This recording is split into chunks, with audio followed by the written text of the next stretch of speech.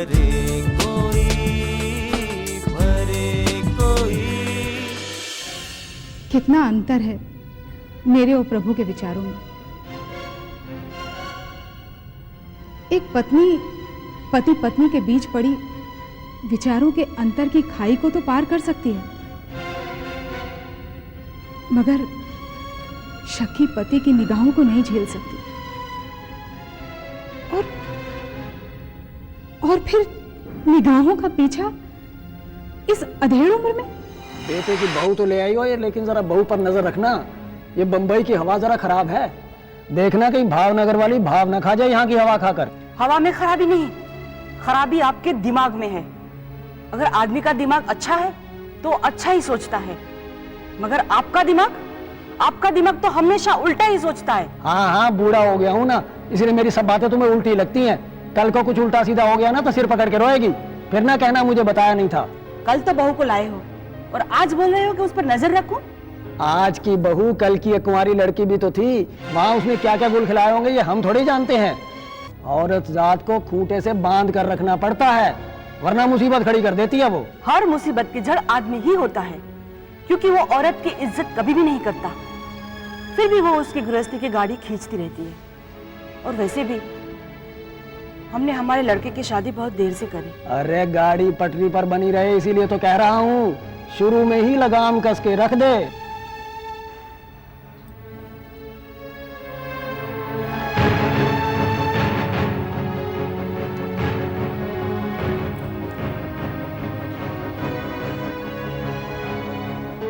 देख लिया, बड़ी वकालत कर रही थी ना तू उसकी।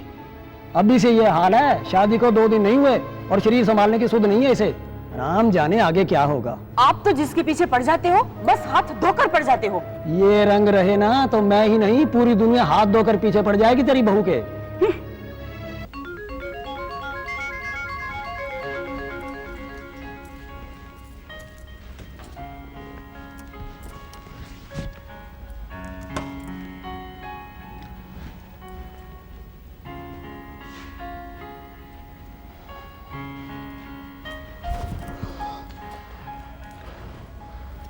ये किसके लिए इतना सच सवर रही हो? आप ही ने तो कहा था कि आपके दोस्त पटेल के घर में आज खाने पे जाना है। मैंने खाने पर जाने को कहा था, फैशन परेड पर जाने को नहीं कहा। क्यों? ये साड़ी आपको अच्छी नहीं लगी? कहीं तो बदल देती हूँ। मैं साड़ी की बात नहीं कर रहा हूं, ये जूड़ा किसे दिखाने के लिए बना रही हो? है आप जो कहना चाहते हैं साफ साफ क्यों नहीं कहते? इस तरह बात को घुमा फिरा कर मत कीजिए। ओह, तो मुझे अपने घर में कैसे बात करनी है ये तुमसे सीखना पड़ेगी। सुनो महारानी, ये शरीफों का घर है और शरीफों के क्या तौर तरीके होते हैं, क्या चाल चलन होते हैं, तुम्हें अच्छी तरह समझ लेने चाहिए। अब खड़ी खड़ी मेरा मुंह क्या देख रही हो? मुझे खाओगी क्या? चलो जल्दी से, देर हो रही है।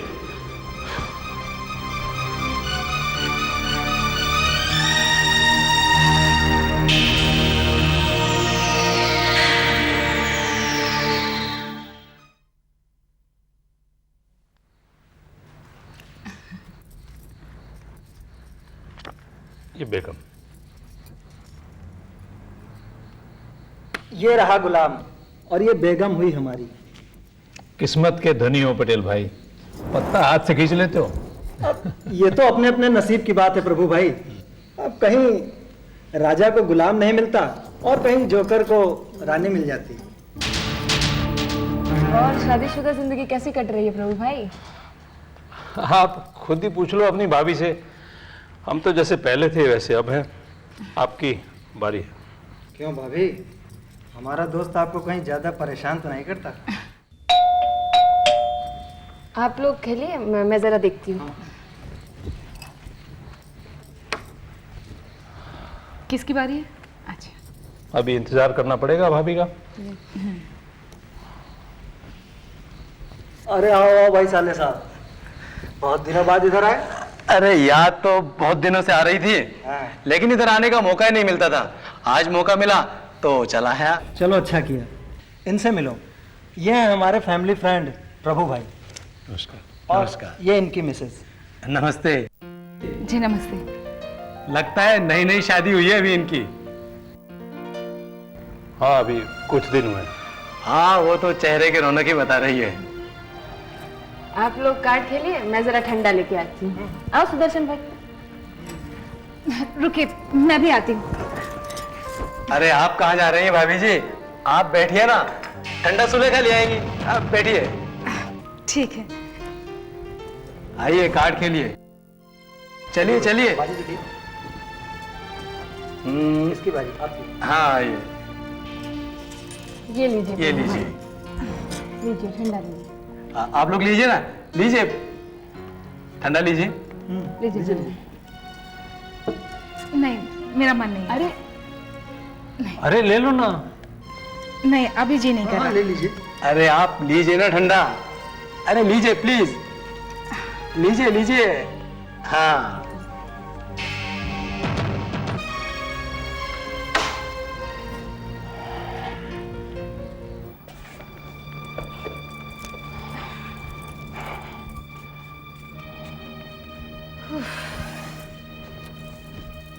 आज तो बहुत थक गए।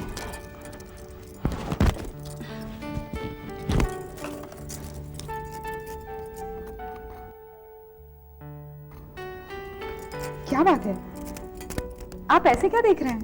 देख रहा हूं एक औरत एक साथ कितने किरदार निभा सकती है। क्या मतलब? ऐसी भोली भी नहीं हो जो तुम ना समझो। आप जितनी पढ़ी लिखी भी नहीं, इसलिए मैं तो सीधी बात ही समझती हूँ। तो सीधा सीधा सुन लो भाई। आज खाने पर सुदर्शन को देखकर बहुत मुस्कुरा रही थी तुम। कहीं उस पर दिल तो नहीं आ गया तुम्हारा? क्या क्या कह रहे हैं आप? वही कह रहा हूं जो तुम सुन रही हो और जो इन आंखों ने देखा है।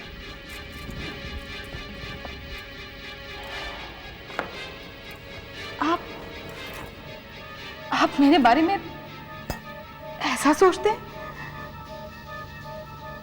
मैं तो वही बोल रहा हूं जो देखा है और जो बोला है सोच समझ कर ही बोल रहा हूं। मुझे उम्मीद नहीं थी कि आपकी सोच इतनी गंदी है। उम्मीद मुझे भी नहीं थी कि तुम एक खूबसूरत नौजवान को देखकर ऐसे फिसल जाओगी। बस कीजिए, ईश्वर के लिए बस कीजिए।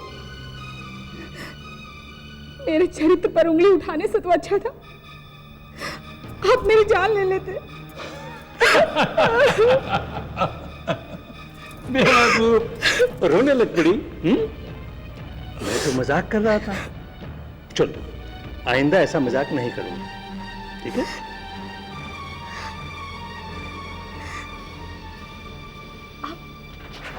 आप सच कह रहे हैं? हाँ पुष्पा, मैं सच कह रहा हूं।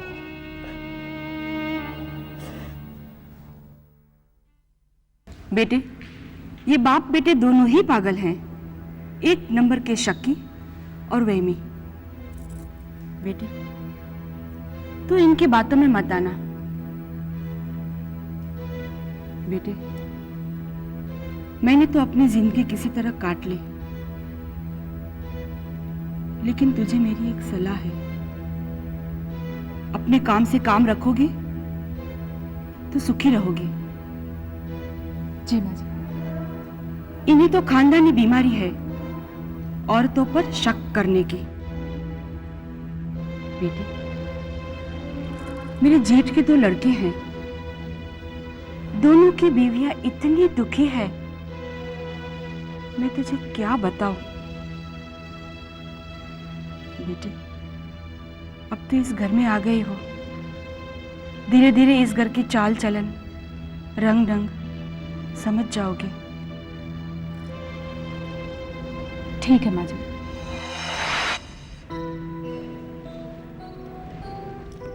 और मालती, मैंने अपनी सास की बात गांठ बांध ली और इनकी हर बात को सर झुकाकर सुनने लगी। वक्त धीरे धीरे गुजरता रहा। एक के बाद एक मैं 3 बच्चों की मां बन गई और वक्त के साथ साथ बच्चे भी बड़े हो गए। और और फिर दीदी, दीदी, अरे शालिनी तुम कब आई? बस अभी ही। और सुनाओ कैसी हो? बस ठीक हूँ। आओ बैठो। बहुत दिनों बाद आई हो, हाँ? अब बताओ क्या हाल चाल है? बस ठीक। दीदी, हम आपकी सगी देवरानियाँ नहीं है ना, इसलिए आप हमसे उतना प्यार नहीं करती। काश हम आपके सगे होते। ऐसी कोई बात नहीं है शालिनी, तुम ऐसा क्यों सोचती हो? अरे मेरे लिए तो सब बराबर है। अच्छा ये बताओ भाई साहब कैसे हैं? बस ठीक ही हैं। क्या बात है, तुम कुछ परेशान से दिख रही हो। दीदी, क्या उस घर में कोई परेशानी के बगैर रह सकता है क्या? पर हुआ क्या है, कुछ बताओगी? मुझे लगता है कि हमारे खानदान के सारे लोग पागल हो गए हैं। आप तो बहुत किस्मत वाली हैं जो आपको जेठ जी जैसे पति मिले, वरना यहाँ तो औरत को एक पैर की जूती समझते हैं। एक जूती घिस जाए तो दूसरी ले आओ, और बड़े जेठ जी तो इसमें 4 कदम आगे हैं। एक तो तलाक दे चुके हैं, अब दूसरे की बारी है। क्या भाई साहब दीदी को तलाक दे रहे हैं? हाँ, बेचारी दीदी इतने दिनों से संभाल के रखा है इस घर को, अब तो भगवान ही मालिक है। ये सब देखकर तो मेरी खुद की हिम्मत टूट जाती है। नहीं शालिनी, सब्र से काम लो, सब ठीक हो जाएगा।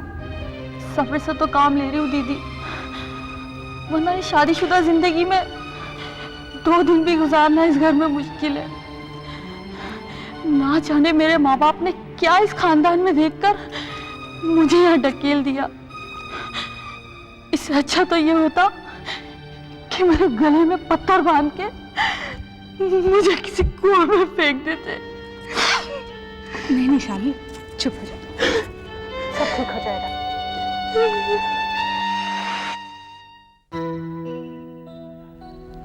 शालिनी की तरह इस खानदान की हर बहू अपने शक्की मिजाज पति की शिकार बनती रही,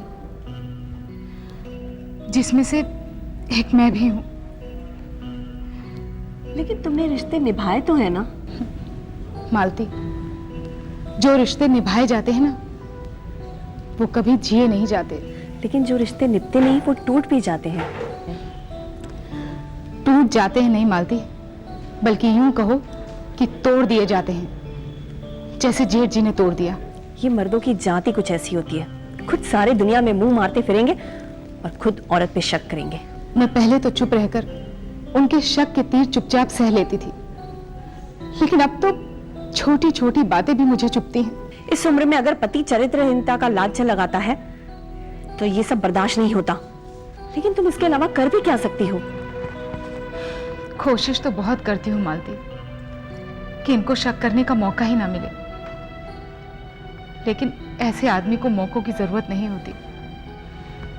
ये तो खुद ब खुद अपने शक की आग में जलते रहते हैं।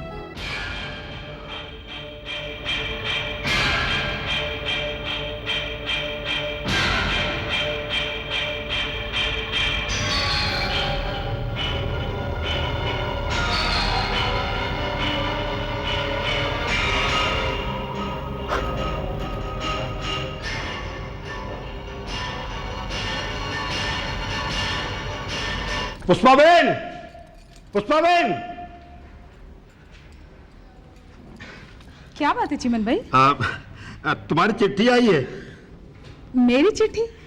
मुझे यहाँ कौन चिट्ठी लिखेगा? अरे बंबई से प्रभुदयाल भाई ने लिखी है। देखा, तुम्हारे बगैर 2 दिन ही नहीं रह पाए वो। ऐसा कौन सा काम अटक गया इनका मेरे बगैर कि मुझे चिट्ठी लिखनी पड़ी? हाँ, अमित की शादी की बधाई भेजी होगी। हाँ। अरे चिमन भाई जरा पढ़िए ना क्या लिखा है। हाँ, अभी पढ़ता हूँ।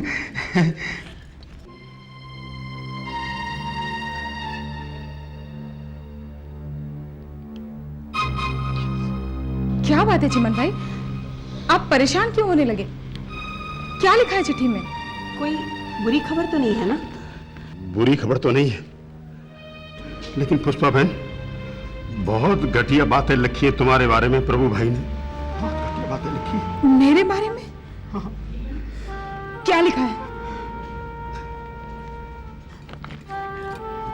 अरे चिमन भाई, आप मालती की चिंता मत कीजिए, आप बताइए तो चिट्ठी में क्या लिखा है? उसने लिखा है कि तुम बदचलन हो।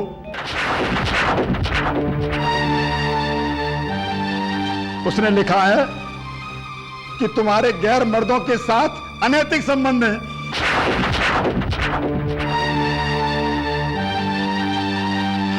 और उसने ये भी लिखा है कि तुम भावनगर उसके बगैर पूछे इसलिए आई हो ताकि तुम अपने यारों से मिल सको।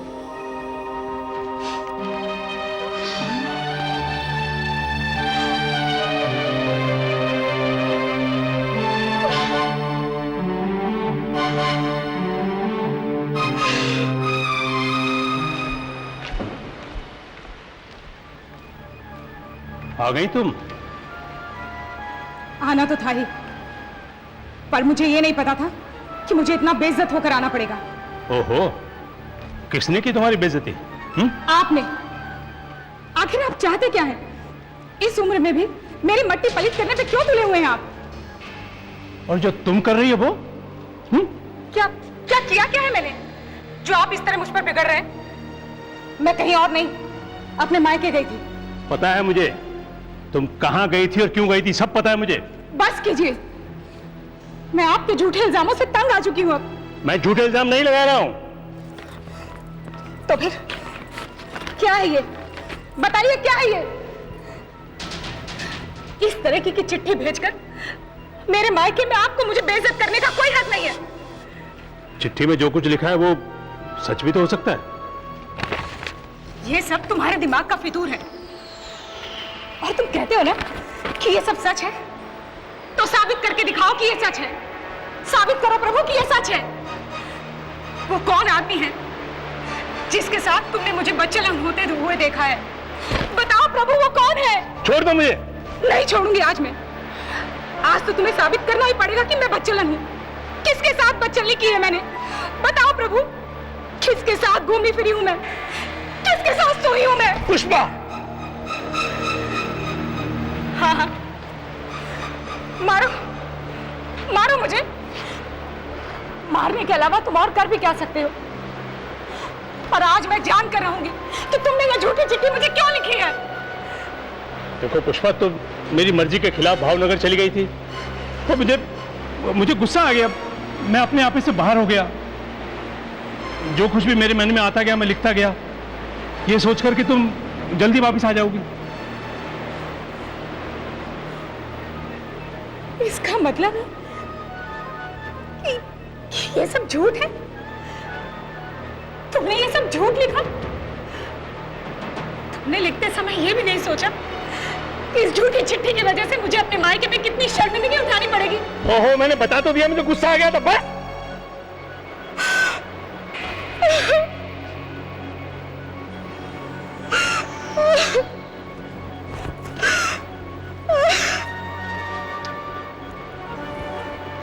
पुष्पा, मैं जानता हूं मुझसे गलती हुई है। छोड़ दो मुझे।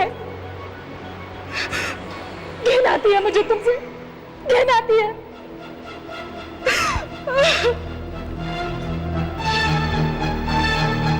अभी मेरे हाथ में सबूत नहीं लगा ना।